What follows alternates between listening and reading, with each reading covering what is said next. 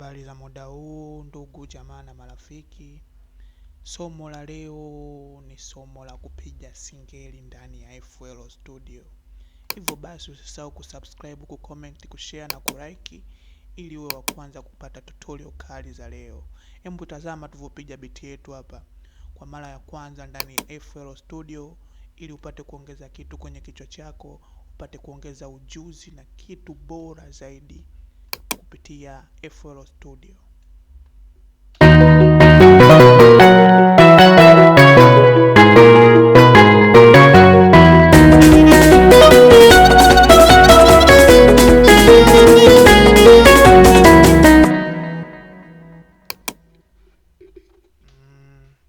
Hapa tumetumia contract.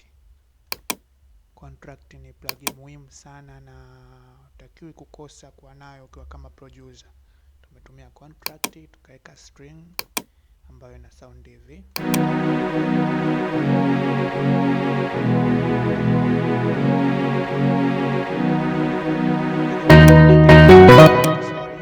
Tukatumia tena contact, tukaiwekea marimba.